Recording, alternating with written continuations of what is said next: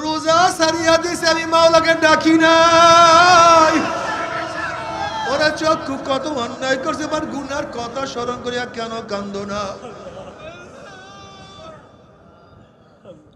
অথচ আমার সামনে আমার চক্ষু, আমার সামনে আমার চুল পাকিয়া গেল, আমার সামনে আমার দাড়ি পাকিয়া গেল, আমার সামনে আমার চোখের পাওয়ার নষ্ট হয়ে গেল, আমার সামনে আমার হাত দুর্বল হয়ে গেল, আমার সামনে আমার পা অচল হয়ে গেল, আমার সামনে তুই কবরের সামনে চলে আসলাম। তা না আসার মুরি মিয়া দিওয়ালা আদরি, কিন্তু কোনো হিসাব মিলাইতে পারলাম না, কোনো হিসাব মিলাইতে পারলাম না। কবে জন্ম হইলাম,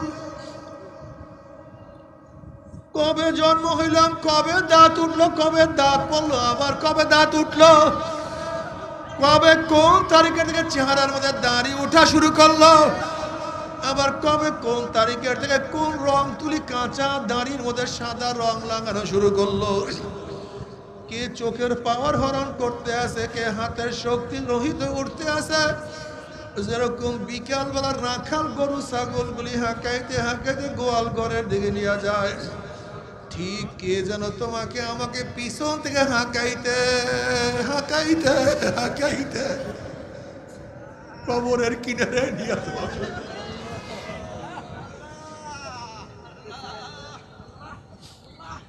মনসুর ইবনে আম্মার রাহমাতুল্লাহ আলাইহি বলেন, মনসুর ইবনে আম্মার রাহমাতুল্লাহ আলাইহি বলেন, যুবক খবরদার জৈবন যেন তোমাকে ধোকায় ফেলাইতে না পারে।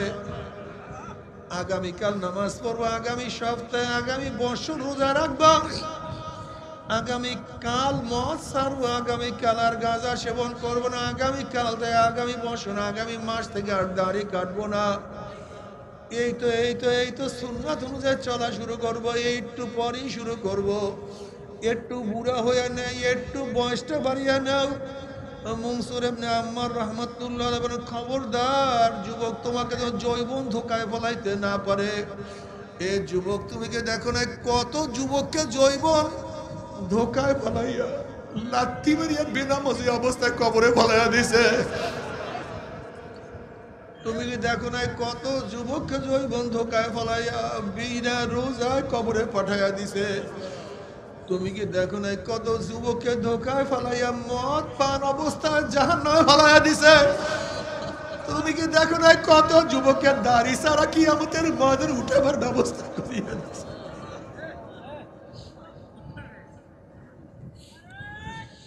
তুমি কি দেখো না কত মহিলাকে বেপর্দা অবস্থায় রাস্তায় ঘুরাইতে ঘুরাইতে ওই অবস্থায় কবরে ফলাইয়া দিছে?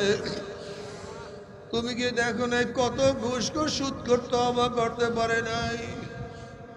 কত জালেম জুলুম বন্ধ না করার আগে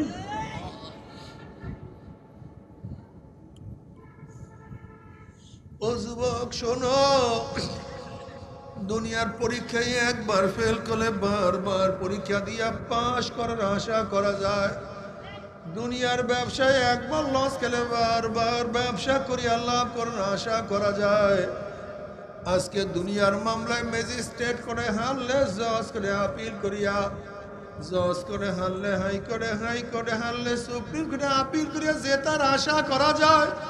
কিন্তু খুদা না খাস্তা, খুদা না খাস্তা, মওতের মামলায়, কবরের মামলায়, কিয়ামতের মামলায়, ওই মিজান পুসরাতের মামলা যদি একবার স্লিপ কাটিয়া যাও,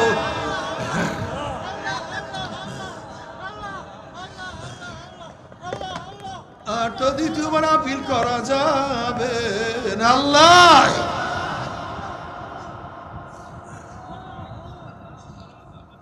আল্লাহ আমাদের সবাইকে তোমার ওলি বানায় আনা। আল্লাহ তোমার গোলাম হিসাবে কবুল করি।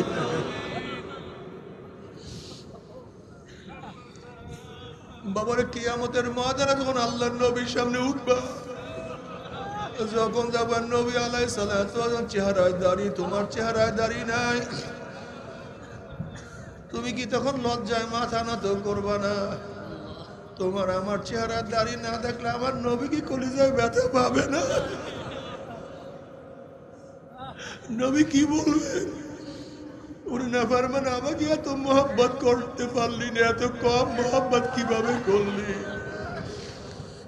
আমার রঙে রঙিন হইতে পারলি না, আমার সাজে কেন সাজতে পারলি না, আমার চেহারার মতো কেন চেহারা সাজাইতে পারলি না, আমার পোশাকের মতো কেন পোশাক পরতে পারলি না? আমি কি বলি না, লা ইউমিনু আহাদুকুম হাত্তা আকুনা হাব্বা ইলাইহি মিন ওয়ালিদিহি ওয়া ওয়ালাদিহি ওয়ান নাসি আজমাইন। ততক্ষণ পর্যন্ত কেউ মুমিন হতে পারবে না যতক্ষণ পর্যন্ত আমি নবীকে তার মা বাবা আত্মীয় স্বজন স্ত্রী পুত্র পরিজন টাকা পয়সা জায়গা জমি এমনকি নিজের জীবনের চেয়ে যতক্ষণ পর্যন্ত আমি নবীকে মোহাব্বত করতে না পারবো ততক্ষণ মুমিন হতে পারবে না। আর নবীকে মোহাব্বত করার আলামত কি? আমার নবী আলাইহিস সালাতু ওয়াস সালাম ফরমান, মান আহাব্বা সুন্নতি ফাকাদ আহাব্বানি ওয়া মান আহাব্বানি কানা মাই ফিল জান্নাহ। আল্লাহ কবুল করিয়া নাও।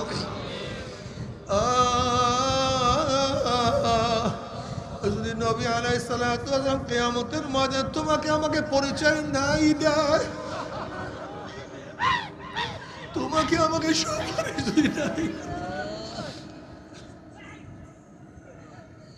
আল্লাহ নবী আলাইহিস সালাতু ওয়াস সালামের পবিত্র হাতে হাউজে কাউসারের পানির ব্যবস্থা করিও।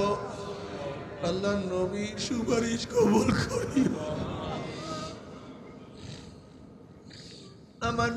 আমার নবী আলাইহিস সালাম সুপারিশ করবে।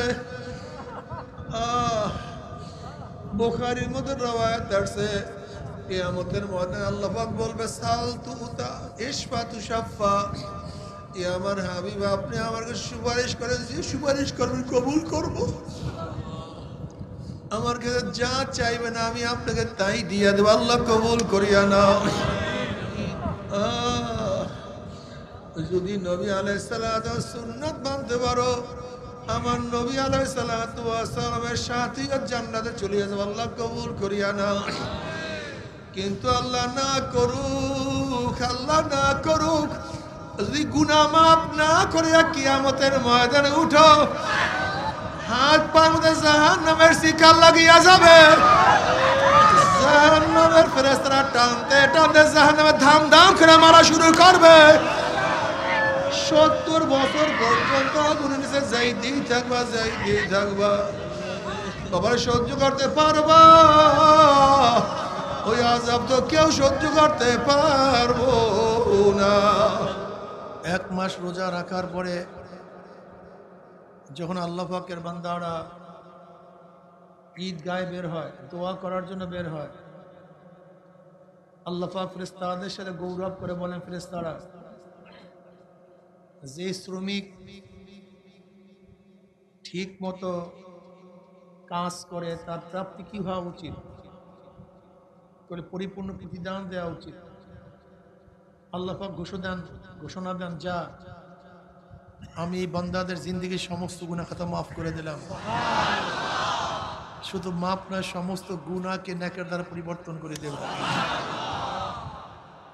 আল্লাহ পাকের শুকর, যারা আমরা রোজা রেখেছি ইখলাসের সাথে, আল্লাহ পাক কবুল করেছেন, তারা তো নিষ্পাপ হয়ে গেছে। as-sawmu junnatun, সওম হলো ঢাল, জাহান্নামের আগুন থেকে রোজাদারকে বাঁচায় রাখে। ঢুকতে পারবি না, জাহান্নামে ঢোকার কোনো কায়দা নেই। একদল মানুষ রোজা রেখেছে, আর একদল মানুষ রোজা রাখিনি, উভয় কিন্তু জিন্দা আছে নাকি ভাই? সবাই জিন্দা আছে। যারা রোজা রাখছে তাদের স্বাস্থ্য খারাপ হয় নাই, দুর্বল হয় নাই। কিন্তু যেই বেয়াকুব জানোয়ার রোজা রাখে নাই, তাদের স্বাস্থ্য খুব ভালো হয় না। আমি অনেক সময় কি বলি, রোজার আগে আমরা দিনে খেয়েছি কি খাইনি? কুকুরগুলি, শুয়ারগুলি, গরুগুলি আমরাও খাইছি, জানোয়ারও খাইছি, কিন্তু রোজার মধ্যে আমরা খাইনি। কথা কুকুর, গরু, শুয়ার, যারা রোজার দিনও খাইছে তাদের সাথে কাদের কি মিলাবেন? মানুষের সাথে না কুকুরের সাথে? কুকুরের সাথে। আসলে ওরাও কুকুর, ওরাও মানুষ না। ওরাও কুকুর, বরং বালহুম আদাল উলাইকা হুম শাররুল বারিয়া, ওগুলা কুত্তা শিয়াল শুয়ারের চেয়ে খারাপ। রোজার সময় দেখছেন আমাদের দেশে, বসেন না রে ভাই, কি হয়েছে, বসেন সবাই বসেন। রোজার সময় জাতিসংঘের মহাসচিব আসছিল নাকি, মুসলমানদের সম্মানার্থে তিনি রোজা রেখেছেন, মুসলমানের সম্মানার্থে মুসলমানদের সাথে ইফতার করেছেন। আর আমাদের দেশের কুলাঙ্গার অজান্না বেজাত, যাদের বংশের চিহ্নও নাই, বংশের খবর নাই, পতিতা, আমাদের রোজাকে অবজ্ঞা করতে গিয়ে বাংলাদেশে কিছু শয়তান পতিতা মহিলারা ওপেনে কি খেয়েছে, কথা কয় না। জাতিসংঘের মহাসচিব শ্রদ্ধা ভরে রোজা রেখেছেন, আর এরা কি, এরা তো কুত্তার চেয়েও খারাপ, শুয়ারের চেয়েও খারাপ। নিজেদেরকে মনে করো উদারপন্থী, উদারপন্থী না শয়তানপন্থী? জাতিসংঘের মহাসচিব উদারপন্থী, কিন্তু সে ব্যক্তি শ্রদ্ধা করছেন, সম্মান দেখাইছেন মুসলমানদের রোজাকে। আর আমাদের দেশে নাস্তিকগুলি এত অভদ্র, এত অভদ্র নির্লজ্জ যে মানুষকে শ্রদ্ধা, ধর্মকে শ্রদ্ধা সম্মানও দেখাতে পারে। যাই হোক, যারা রোজা রেখেছেন রমজান মাসে, আল্লাহ পাকের কুদরত, আল্লাহ পাকের শক্তি, তার ইজ্জত ও জালালের কসম খেয়ে আল্লাহ পাক বলছেন আমি তাদের গুনাহ খাতা মাফ করে দিয়েছি। শুধু গুনাহ খাতা মাফই না, গোটা গুনাহকে নেকের দ্বারা পরিবর্তন করে দিয়েছি। এরপরে আবার দামি এক মাজলিসে আসছে, এত ভালো কাজ করছি কয়েকদিন আগে, আবারও ভালো কাজের জন্য আসছে। আপনি কি জানেন মাজলিস কত দাম? হ্যাঁ, দুনিয়ার মধ্যে দামি ব্যক্তিকে গার্ড অফ অনার দেয়, গোটে এরিয়া আর্মি মিলিটারি প্রশাসন ঘিরা ফেলে। আপনারা দামি হওয়ার কারণে গোটা এরিয়া কি ঘিরে ফেলাইছে। দুনিয়ার দামি ব্যক্তিকে ঘিরে ফেলে মানুষ, আর আপনাকে ঘিরে ফেলছে ফেরেশতারা। দামি ব্যক্তির উপর ফুল, আতর, গোলাপ ছিটাতে থাকে। আপনারা দামি হওয়ার কারণে আপনার উপর রহমত এবং সাকিনা বর্ষণ হইতেছে।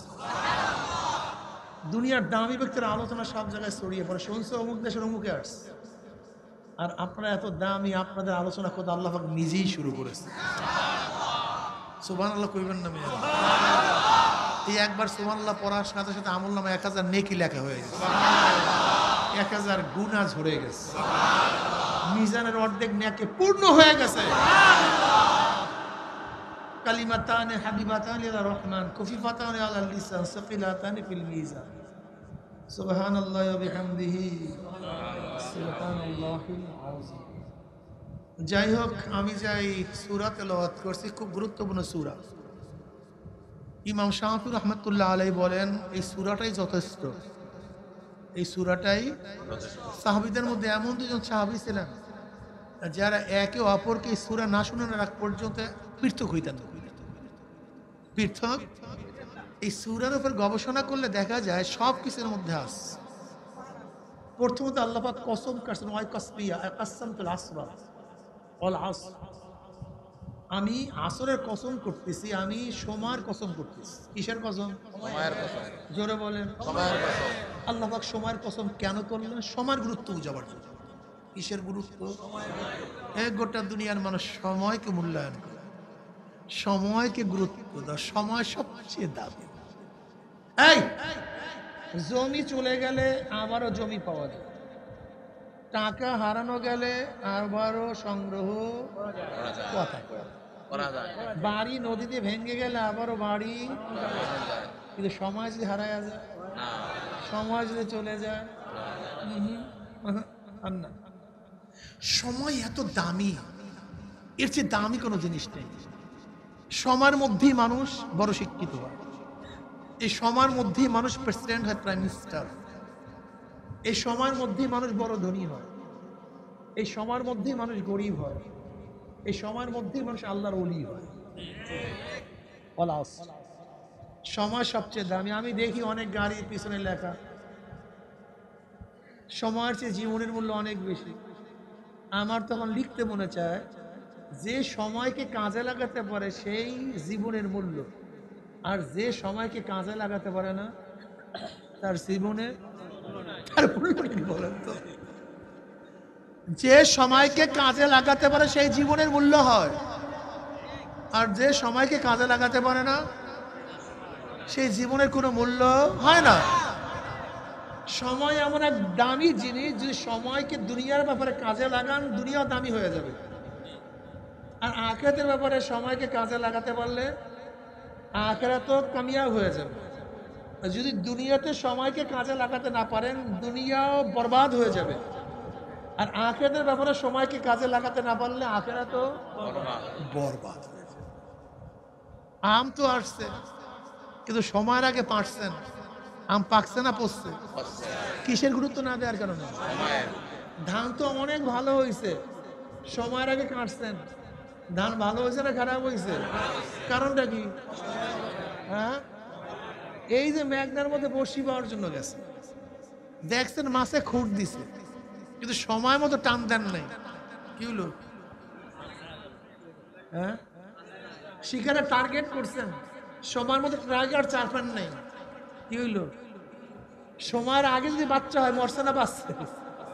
সময়ের আগে বাচ্চা হলে সে আর বাঁচবে না, সময় মতো বের হতে হবে, আগে হইলে হবে না। কথাটা বুঝেছি? আপনার ভালো হোটেল অনেক দামি, নাস্তা করার জন্য অনেক দূরের থেকে আসে, আপনি চিন্তা করতেছেন আমার দোকানের নাস্তা সবাই খায়, আজকে নাস্তার ফরজের পর হবে না, 9টার সময় পাকানো শুরু করছে, আজকে ভাজিও ভালো হয়েছে, তেহারিও ভালো হয়েছে, আজ দোকান চলবে না পাতিলে পাতিল রয়ে যাবে? কারণটা কি? সময় মতো হয়, ভালো হয়েছে, সব ঠিক ছিল কিন্তু হ্যাঁ সময় মতো হয়। সময় ভালো পড়াশোনা করছে, সময়ের মতো হলে যান না, পাঁচটা ফেল, কিসের গুরুত্ব না দেওয়ার কারণে? টিকিট টিকিট সব কাটা কিন্তু এয়ারপোর্টে সময় মতো যান না, প্লেন পাইছেন না ফেল করছেন? কিসের গুরুত্ব না দেওয়ার কারণে? বুঝাতে সময় মতো লাভ না দিলে মরে না, যেন এক্সিডেন্ট হইতেছেন সময় মতো লাভ দেন নাই, কারবার শেষ, সময় মতো লাভ দিচ্ছেন কারবার হয়ে গেছে। বুঝাতে সময়কে কাজে লাগান, যদি সময় মতো ফসল লাগান ফসল ভালো, সময় মতো না লাগান, জিজ্ঞেস করবো এই খেতে খারাপ ধান কে করে? হুজুর সময় মতো হয় না, পরে লাগাইছে, বীজ পানি ঔষধ সবই ঠিক ছিল কিন্তু কি ঠিক ছিল না জানি ভাই? উপযোগী সময়, সময় সবচেয়ে দাম। নামাজ পড়তেছি এর মধ্যে জহুর রাখতো শেষ, সূরা পড়ছেন, কিরাত পড়ছেন, কিয়াম করছেন, রুকু করছেন, সাজদা করছেন, সব করছেন, নামাজ আদা না কাজা? সবই তো করছেন, কিরাত পড়ছেন, কিয়াম করছেন, রুকু করছেন, সাজদা করছেন, সবই তো করছেন, কোনটা তো বাদ দেন নাই। হ্যাঁ, ইন্নাস সালাতা কানাত আলাল মুমিনিনা কিতাবাম মাওকুতা, সময়, শুধু নামাজ হবে না, সময় মতো পড়তে, কি মতো? এই পর্ব পড়তেছি হাত্তা মাজাত ওয়াক্তুহা সুম্মা কাজা, সময় চলিয়া গেছে ছাড়েন নাই, কাজা করছে। এই যে সময়ের গুরুত্ব দেন না, এর জন্য 2,88,00,000 বছর জাহান্নাম। এই সময় শুধু গুরুত্ব 2,88,00,000 বছর যায়, সময় চলিয়ে যাইতেছে রে পাগল, অনেক দামি রে। আল্লামা রুমি রহমাতুল্লাহ চমৎকার সময়ের উপর একটা ওয়াকিয়া বয়ান করছেন, চমৎকার, এদিকে খেয়াল দে, নিজের খেয়াল কর, পাগল হয়ে যাওয়ার কথা আসলে আমরা যে সময়ের অবহেলা। আল্লামা রুমি রহমাতুল্লাহ আলাইহি চমৎকার একটা ঘটনা বয়ান করছে সময়ের গুরুত্বের উপর। এক কৃষক নাঙ্গল চাষ করতেছে, হঠাৎ নাঙ্গলের ফালের মধ্যে কটকট কটকট শব্দ, ভাবছে হয়তো গুপ্ত ধন পাওয়া গেছে, খুঁড়িয়া দেখে একটা কলস, আটকানো কলস। কৃষক খুশি, পরামর্তা পাইছে, খুবই খুশি,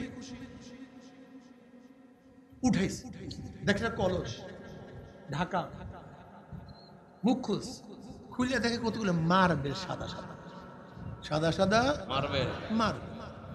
এখন কৃষক চিন্তা করছে মানুষের ভাই টাকা পয়সা স্বর্ণ, আর আমি বেশি কতগুলো মার্বেল। কৃষকের গুল্লি মাছ মারার খুবই অভ্যাস ছিল। চিন্তা করতেছে যেহেতু কতগুলো মার্বেল পেয়েছি, এখন গুলি মাছ মারবো। ওই কৃষক গুলি মারতে মারতে মারতে মারতে মার্বেল প্রায় শেষ। একদিন বন্ধুকে বলছে, দোস্ত জীবনে তো শহরে যাইনি, চল না যাই একদিন শহরে। এই বর্তমানে বুঝবেন না, এখন তো উঠলেই গাড়িতে বন বন ঢাকা। 20 বছর আগে ঢাকায় যেতে কেমন লাগতো, 30 বছর আগে, 50 বছর আগে। তা যুবক তো কোনোদিন শহরে যায় না, চল দোস্ত শহরে যাই। গ্রাম্য মানুষ জীবনে শহরে যায় নাই, অনেক কষ্ট করে শহরে আসছে। শহর ঘুরতেছে, দেখছে আরে এত সুন্দর বিল্ডিং আবি যাবি মার্কেট। এক সুন্দর মার্কেটে গিয়ে দেখে একটা চমৎকার দোকান। দোকানের মধ্যে স্বর্ণের সুকেসের মধ্যে স্বর্ণের একটা বাটি। ওই বাটির উপরে ছোট্ট একটা মার্বেল, যেই মার্বেল সে গুলাইলের মার্স, আর কোনো মালপত্র। এখন যুবক মিসকে হাস দিচ্ছে। হাসির কারণ থাকে কি থাকে না? দুঃখের হাসি, ব্যঙ্গ হাসি, সুখের হাসি। হাসির মধ্যে আছে না? জ্ঞানীরা কিন্তু হাসি দেখলেই বুঝতে পারে দুঃখের কান্না, সুখের কান্না, কষ্টের কান্না, ঠিক না? এখন দোকানদার বুঝতে পারছে হাসির মধ্যে রহস্য আছে, রহস্যজনক হাসি। দোকানদার ডাকছে, এই যুবকের দিকে আসে। যুবক ভয় পেয়ে গেছে, কোনোদিন তো শহরে যায়নি, আবার কোন বিপদে বললাম। তুমি হাসলা কেন? বল না ভাই ভাই এমনি এমনি। না তোমাকে বলতে হবে, তুমি হাসছো কেন? তোমার হাসির মধ্যে রহস্য আছে। বলো কেন হাসছো? বলো ভয় বলবো না নির্ভয় বলবো? নির্ভয় বলো, ওটা ভয়ের কি আছে? বলে দেখেন শহরে আসিনি কোনোদিন, প্রথম শহরে আসছে। শহর ঘুরতে দেখলাম, এর মধ্যে দেখলাম আপনার দোকানটা সবচেয়ে সাজানো সুন্দর, স্বর্ণের সুকেস, স্বর্ণের বাটি, আর কোনো মালও নাই। কিন্তু আমি আশ্চর্য হয়ে গেছি ওই স্বর্ণের বাটির মধ্যে মার্বেলটা রাখছেন কেন? আপনি বোকা টোকা না, আপনি পাগল হয়ে গেছেন। বলে বেয়াকুফ কি বলতেছ তুই? বলতেছ কিসের মার্বেল? বলে ওই যে মার্বেল, ওটা মার্বেল না তো। তুই কি মানিকের কথা শুনছো? 7 রাজার ধন মানিক। হ্যাঁ, বলে এটা সেই মানিক, এইটা সেই মানিক। আমার সাথে ফাইজলামি করতেছে, এরকম কথা। মার্বেল আমি গুলাল বাসময় উড়াই দিছি, মনে হয় আমার 2-1টা পকেটে এখনো আছে। উনি পকেট থেকে সেই মার্বেল বের করছে। এবার দোকানদার দাঁড়ায় সম্মান দেওয়া শুরু করছে। বললাম আমার এখানে বস, তুমি কি মার্বেলটা বিক্রি করবে? আমার যা কিছু সব নিয়ে যাও, শুধু মার্বেলটা দাও। আপনাকে ইয়ারকি শুরু করছে? না ইয়ারকি না, আমি লিখে দিতে আসি, নাও সব। এবার যুবক বুঝতে পারতেছে আমি না চেনার কারণে, না বোঝার কারণে হাজার হাজার কোটি কোটি সম্পত্তি আমি বেহুদ হারিয়ে ফেলছি। টাস করে পড়ে গেছে। কিন্তু যতই বেহুশ হইছে, ইমাম রুমি রহমতুল্লাহ আলাইহি বলেন মানুষের প্রত্যেকটা সেকেন্ড একটা মানিকের তুল্য। সুবহানাল্লাহ। পরেন দেখো সুবহানাল্লাহ। 1 সেকেন্ডের মতো সময় লাগছে না, 1000 নেকি হয়ে গেছে, 1000 গুনাহ ঝরে গেছে। বলেন তো কি কামাই করছেন এই 1 সেকেন্ডের মধ্যে? ইমাম রুমি রহমতুল্লাহ আলাইহি বলেন তুই প্রত্যেকটা সেকেন্ডে এরকম হাজার হাজার কোটি কোটি কোটি কোটি মানিক গ্রহণ করতে পারো, সংগ্রহ করতে পারো, কিন্তু অবহেলা সব শেষ করতে, অবহেলায় সব শেষ করতে। তুমি কি জানো জান্নাতের মধ্যে وعن معاذ بن جبل رضي الله عنه قال قال رسول الله صلى الله عليه وسلم ليس يتحسر على الجنة إلا على ساعة مرت بهم لم يذكر الله تعالى فيها। জান্নাতের মধ্যে জান্নাতেরা কোনো আফসোস করবে না, শুধু ওই সময়টুকুর জন্য আফসোস করবে যে সময়টুকু মাওলার জিকির ছাড়া কাটায় দেয়। প্রত্যেকটা সময় মানিক তুল্যের চেয়ে অনেক বেশি, অনেক দাম। এই যুবক মুরব্বী শোনো, কবরের মধ্যে হাজার হাজার বছর সুবহানাল্লাহ সুবহানাল্লাহ করবো, লক্ষ লক্ষ কোটি কোটি সুবহানাল্লাহ, কোনো লাভ নেই। আর আজকে যদি একটা বার সুবহানাল্লাহ পর পুসরাত পারির জন্য যথেষ্ট হয়ে যেতে পারে। একবার আলহামদুলিল্লাহ, একবার আল্লাহু আকবার, একবার লা ইলাহা ইল্লাল্লাহ। এই থাকো যদি সময় মতো কলেমা পড়, সাকরাতুল মাউত আসে নাই। লা ইলাহা ইল্লাল্লাহ মুহাম্মাদুর রাসূলুল্লাহ। জান্নাতি না জাহান্নামী? এক সেকেন্ড পরে সাকরাতুল মাউত চলে আসছে। এখন কুটিবার বললে এক সেকেন্ড আগে, এক সেকেন্ড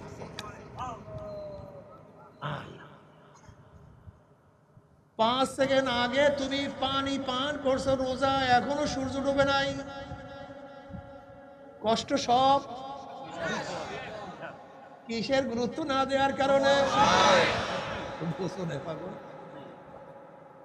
5 সেকেন্ডের গুরুত্ব না দেওয়ার কারণে সমস্ত সময় বরবাদ, সব রোজা বরবাদ। ওয়াক্ত এখনো আছে, 1 মিনিট বাকি আছে, এর মধ্যে নামাজ শেষ করতে বলে তোমার নামাজ আদা হয়ে যাবে, কাজা হবে না। কিন্তু অলসতা করিয়া যদি ওয়াক্তটা চলিয়া যায় 2,88,00,000 বছর তোমাকে জাহান্নাম ভোগ করতে হবে। সময়ের গুরুত্ব দিও বাবা। আজকে আমরা কোনো সময়ের গুরুত্ব দেই না, কিন্তু বিদেশিরা সময়ের কি যে গুরুত্ব দেয়। বলবে 9টায় মিটিং 9টায় আছে, 10টায় মিটিং 10টায় আছে, এত সময় গুরুত্ব দেয়। যদি সময়ের গুরুত্ব দাও দুনিয়ার মধ্যে কামিয়াব হয়ে যাবা। আড্ডা মারো, কেন আড্ডা মারো?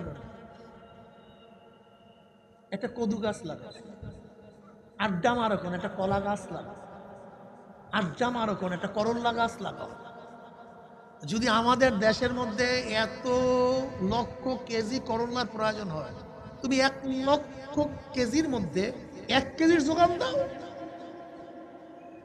এই মাথার মধ্যে এটা রাখো।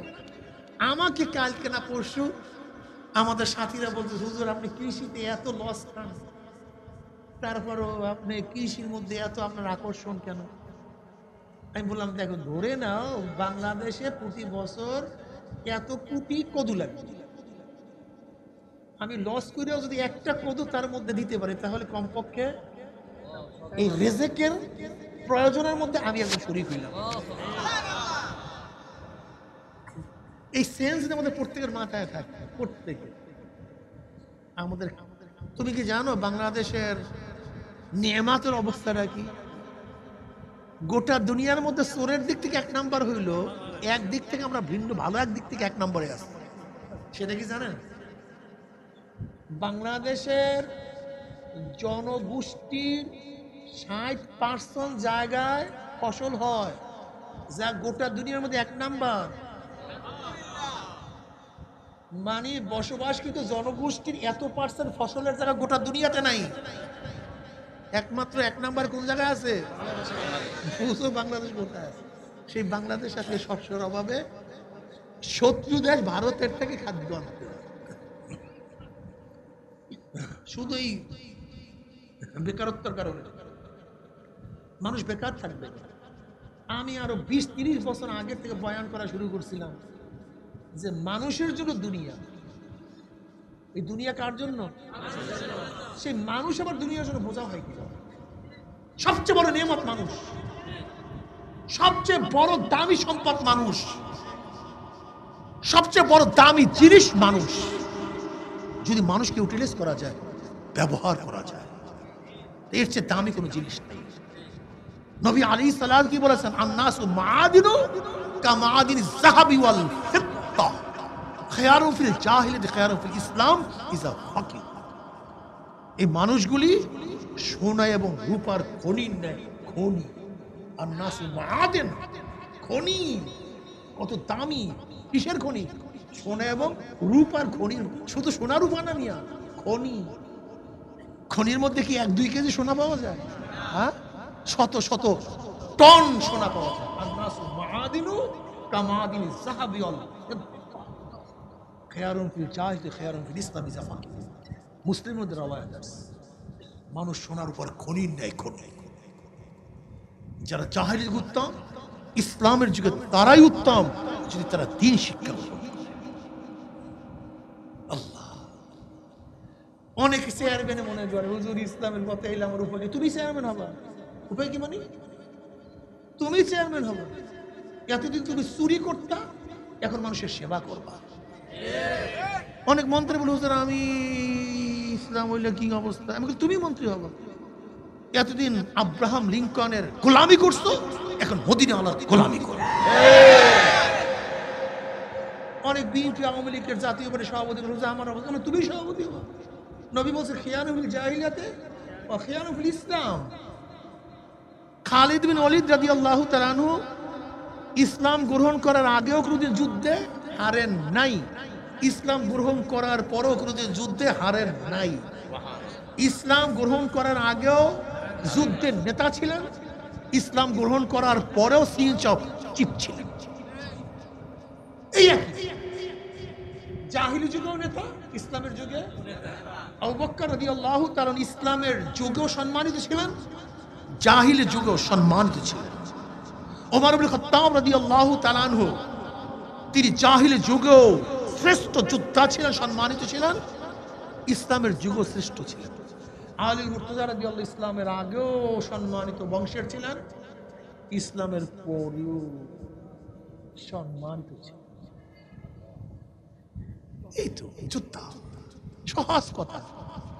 ওসমান গনি রাদিয়াল্লাহু তাআলাকে ফতেহ মক্কার সময় কেন পাঠানো হয়েছিল? মানে হুদায়বিয়া সন্ধির সময় সোলে করার জন্য ওসমানকে কেন পাঠানো হয়েছিল রাদিয়াল্লাহু তাআলা আনহুকে? তেনাকে জাহিরি যুগে কাফেররা শ্রদ্ধা করত, সম্মান করত, মান। এই জন্য অনেকের ভয়, হুজুর ইসলাম তুমিই তো নেতা থাকবা না, যোগ্যতা তোমার, তুমিই তো নেতা, আল্লাহ তোমার মধ্যে নেতৃত্ব দান করছে। যেমন এক ব্যক্তি যেহিনী সে যদি কলেজে পড়ে সে ফার্স্ট হবে, ওই ব্যক্তি মাদ্রাসা বলে সে কি হবে? ওই ব্যক্তি ফার্স্ট হবে। জেহেন একটা মৌলিক আল্লাহ পাকের নিয়ামত, যেখানে কাজে লাগাও সেখানেই কাজে লাগবে। এই হাত একটা আল্লাহ পাকের নিয়ামত, যদি শয়তানের পক্ষে হাত নাড়াও সাকসেস হবে, আল্লাহর পথে হাত নাড়াইলো সহজ কথা। দুনিয়া জবান একটা আল্লাহ পাকের নিয়ামত, নাস্তিকতার পক্ষে যুক্তি দিলেও তুমি একটা বড় বেঈমান হবা, আবার ইসলামের পক্ষে যুক্তি দিলে তুমি একজন কামেল মুমিন হবা। আর কিছু না, এসব আল্লাহর নিয়ামত।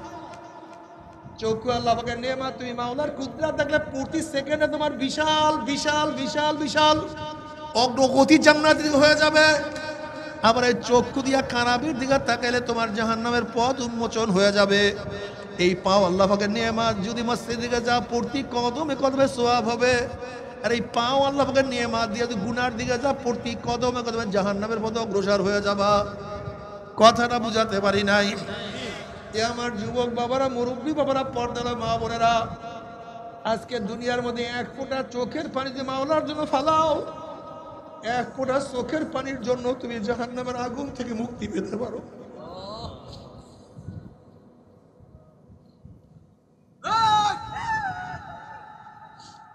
কিন্তু আমার যুবক বাবারা, মুরব্বী বাবারা,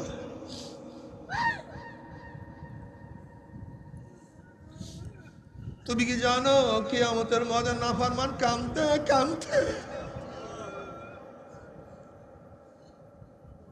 চোখের পানি শেষ হয়ে যাবে, চোখের থেকে রক্ত বাইর হওয়া যাওয়া শুরু করবে। চোখের পানি এবং রক্ত পড়তে পড়তে গালের চামড়া গোশতগুলি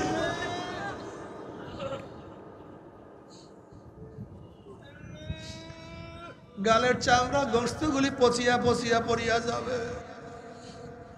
লক্ষ লক্ষ কোটি কোটি কোটি কোটি কোটি কোটি ফোঁটা পানি চোখের দিকে পড়বে, কিন্তু লাভ নাই,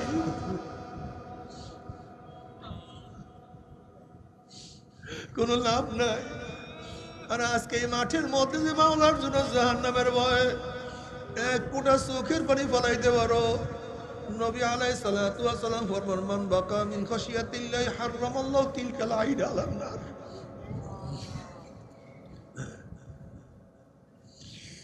যদি এক ফোঁটা চোখের পানি ফলাইতে পারো, আমার মাওলা তাদের মধ্যে জাহান্নামের হারাম করিয়ে দেবে। আল্লাহ তুমি কবুল করিয়া নাও।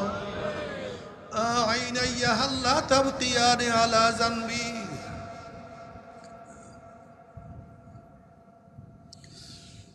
আইনাইয়া হাল্লা তাবকিয়ানি আলা জানবি তানাসার উমরি বিয়াদি ওয়ালা আদরি আফসোস ও আমার চক্ষু তুই আমার গুনার কথা স্মরণ করিয়া কেন কান্দো না আমার চোখ ওই যে মদ পান করছি কত বড় গুনাহ করছি ওই যে সুদ গ্রহণ করছি কত বড় গুনাহ ওরে চক্ষু আমি গাঁজা সেবন করছি কত বড় গুনাহ করছি ওরে চক্ষু আমি মহিলার গায়ে অন্যায়ভাবে হাত লাগাইছি কত বড় গুনাহ করছি আমি ডাকাতি করছি চুরি করছি আমি অন্যায়ভাবে হত্যা করছি জুলুম করছি অত্যাচার করছি নামাজ কাজা করছি রোজা সারিয়া দিছে আমি মাওলাকে ডাকি নাই ওরা চক্ষু কত অন্যায় করছে আমার গুনার কথা স্মরণ করিয়া কেন কান্দো না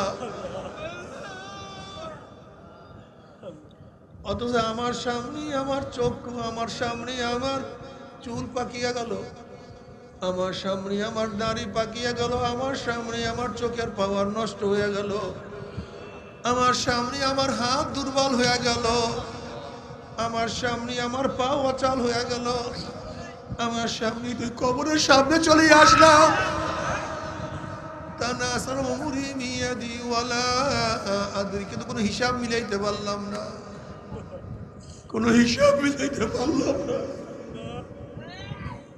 কবে জন্ম হইলাম কবে দাঁত উঠলো কবে দাঁত পড়লো আবার কবে দাঁত উঠলো কবে কোন তারিখের থেকে চেহারার মধ্যে দাড়ি ওঠা শুরু করলো আবার কবে কোন তারিখের থেকে কোন রং তুলি কাঁচা দাড়ির মধ্যে সাদা রং লাগানো শুরু করলো কে চোখের পাওয়ার হরণ করতে আছে কে হাতের শক্তি রহিত উঠতে আছে যেরকম বিকাল বেলা রাখাল গরু ছাগল গুলি হাঁকাইতে হাঁকাইতে গোয়াল ঘরের দিকে নিয়ে যায় ঠিক কে যেন তোমাকে আমাকে পিছন থেকে হাঁকাইতে হাঁকাইতে হাঁকাইতে কবরের কিনারে নিয়ে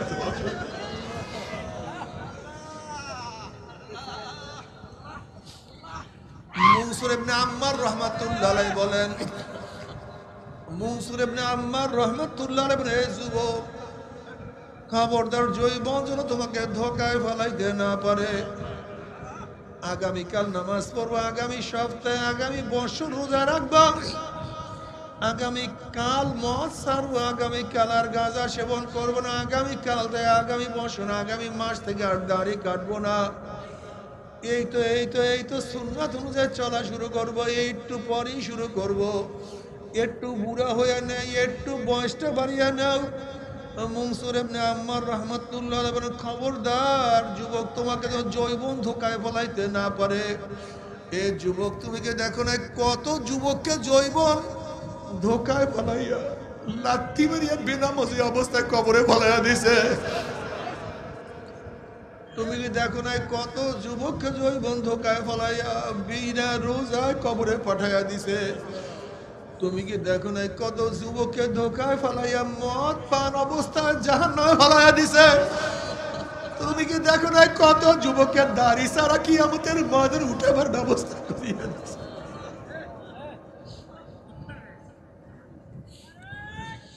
তুমি কি দেখো না কত মহিলাকে বেপর্দা অবস্থায় রাস্তায় ঘুরাইতে ঘুরাইতে ওই অবস্থায় কবরে ফলাইয়া দিছে তুমি কি দেখো না কত ঘুষখোর সুদ করতে অবাক করতে পারে নাই কত জালেম জুলুম বন্ধ না করার আগে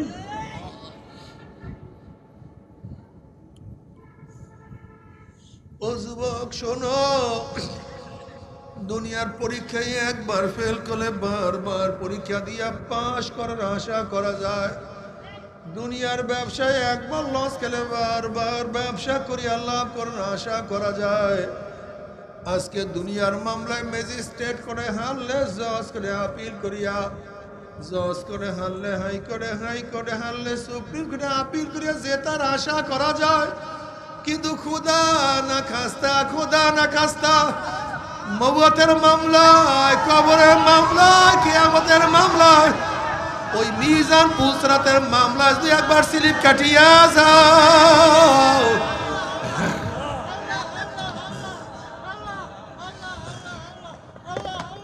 আর তো দ্বিতীয়বার আপিল করা যাবে না। আল্লাহ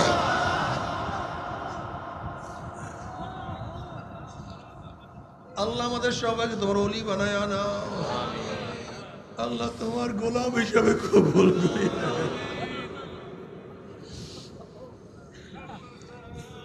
বাবার কিয়ামতের ময়দানে যখন আল্লাহর নবীর সামনে উঠবা, যখন যাবার নবী আলাইহিস সালাতু চেহারায় দাঁড়িয়ে, তোমার চেহারায় দাঁড়িয়ে নাই,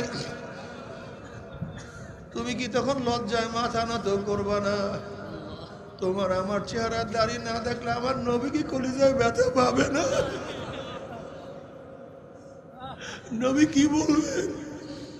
উনি না পারবেন, আমাকে এত মোহাব্বত করতে পারলি না, এত কম মোহাব্বত কিভাবে করলি? আমার রঙে রঙিন হইতে পারলি না, আমার সাজে কেন সাজতে পারলি না? আমার চেহারার মতো কেন চেহারা সাজাইতে পারলি না? আমার পোশাকের মতো কেন পোশাক পরতে পারলি না? আমি কি বলি না, লা ইউমিনু আহাদুকুম হাত্তা আকুনা হাব্বা ইলাইহি মিন ওয়ালিদিহি ওয়া ওয়ালাদিহি ওয়ান নাসি আজমাইন, ততক্ষণ পর্যন্ত কেউ মুমিন হতে পারবে না যতক্ষণ পর্যন্ত আমি নবীকে তার মা, বাবা, আত্মীয় স্বজন, স্ত্রী, পুত্র, পরিজন, টাকা পয়সা, জায়গা জমি, এমনকি নিজের জীবনের চেয়ে যতক্ষণ পর্যন্ত আমি নবীকে মোহাব্বত করতে না পারবো ততক্ষণ মুমিন হতে পারবে না। আর নবীকে মোহাব্বত করার আলামত কি?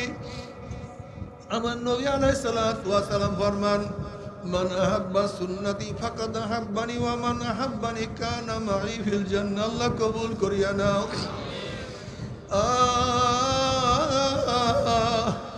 যদি নবী আলাইহিস সালাতু ওয়াস সালাম কিয়ামতের ময়দানে তোমাকে আমাকে পরিচয় নাই দেয়, তোমাকে আমাকে সুপারিশ নাই,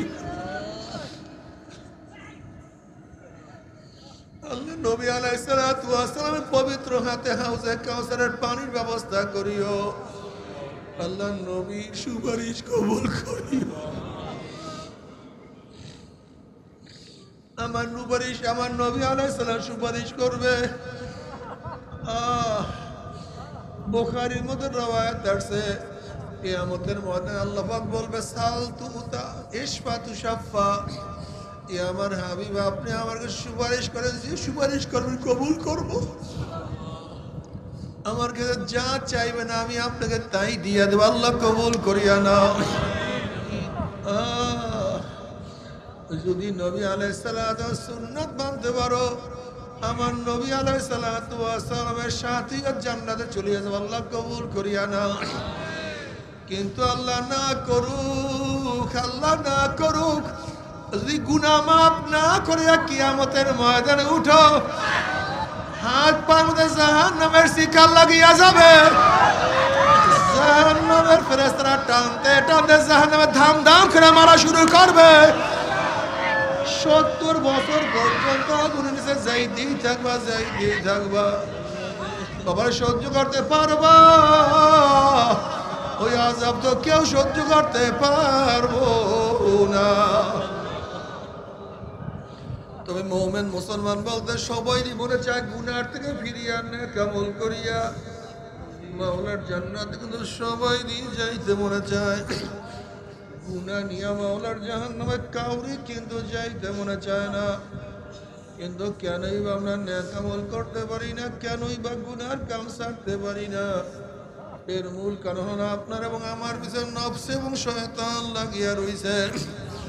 এই নফস এবং শয়তান থেকে ফেরার জন্য যে কোনো একজন হক্কানি আল্লাহর ওলির হাতে হাত দিতে হবে রে বাবা। খবরদার, বর্তমান জমানায় পীর মুরিদের নামে ভেজাল, ব্যবসা, দলাদলি, হিংসা, হাসাদে পরিণত হয়ে গেছে। সমস্ত আল্লাহর ওলির একমত, যেই পীরের 5 জন মুরিদের মধ্যে কমপক্ষে 3 জনকে দেখবা আলহামদুলিল্লাহ সুন্নাত মাফিক আমল আখলাক মজবুত হয়ে যাইতে আছে, গুনার কাম ছাড়তে আছে, নেকের আমল ধরতে আছে, কলম নরম হইয়া চোখে পানি আসতে আছে। বৃক্ষ তোর নাম কি, ফলে পরিচয় আমি চরমুনাই বুঝি না। চরমুনের দাওয়াত প্রশংসা প্রচার প্রসার করার জন্য আসিনি রে বাবা। চরমুনাই যাওয়ার তোমার কোনো দরকার নাই, কোনো দরকার নাই, কোনো দরকার নাই। তুমি যার কাছে গিয়া পারো গুনার কাম সারো, নেকের আমল ধরো, কলব নরম করিয়া চোখে পানি নিয়া মাওলার কবরে যাইও। যেরকম দুনিয়ার ঘরে আগুন লাগলে পানি ছাড়া নিবানো যায় না, ঠিক তদ্রূপ তোমার এবং আমার গুনার দ্বারা যেই জাহান্নামের আগুন জ্বলিয়া রইছে, চোখের পানি ও ছাড়া কিন্তু জাহান্নামের আগুন নিবানো সম্ভব না। কাজী বাবা আমার জন্য দোয়া চাই, আমিও দোয়া করি। সবাই সবার জন্য প্রাণ খুলিয়া দোয়া করো, যেন কিয়ামতের ময়দানে সবাই গলাগলি বাঁধিয়া যেন মাওলা একসাথে জান্নাতে যাওয়ার তৌফিক দিয়া দেয়। আল্লাহুম্মা আমিন।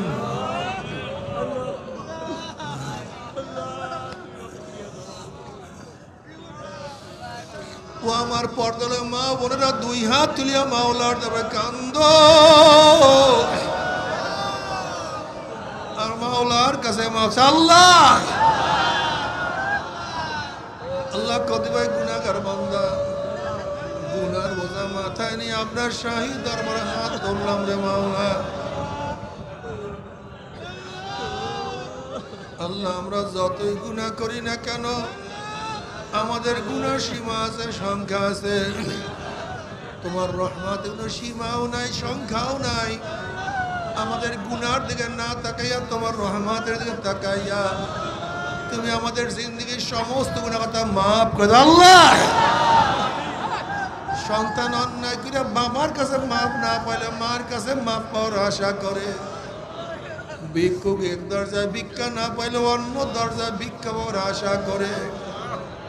আমরা তোমার দুয়ারের ভিক্ষুক, তুমি হাঁকাইয়া দাও, তারাইয়া দাও, আর তোর দরজা নাই রে মালিক, আর তো কোনো দুয়ার নেই। আল্লাহ আল্লাহ আমার যুবক বদকে মাফ করিয়া দেন, আমার মুরব্বী বদকে মাফ করিয়া দেন, আমার মা বন্ধুকে কবুল করিয়া নেন। আল্লাহ আমরা যারা হাত তুললাম যাই না, কার মা নাই, বাবা নাই, স্ত্রী নাই, সন্তান নাই, দাদা নাই, দাদু নাই, নানা নাই, নানু নাই। আল্লাহ যত মোমেন মোমেনাত মুজাহিদরা কবরে শুয়ে সবার কবরে আযাবকে মাফ করে দেন। এ আল্লাহ খাস করে আমাদের শায়খ ও মুর্শিদের কবরকে জান্নাতের বাগিচা বানায় দেন। মা দাদা সহ তাম দুনিয়ার মা শায়খদের মাকামকে জান্নাত আমাদের বুলন্দ করে দেন। আমাদের আহলা তোমার কাজ গোলাম বাদশা কবুল করে নেন। রব্বানা হাব লানা মিন আজওয়াজিনা ওয়া যুররিয়াতিনা قرة عين واجعلنا للمتقين إماما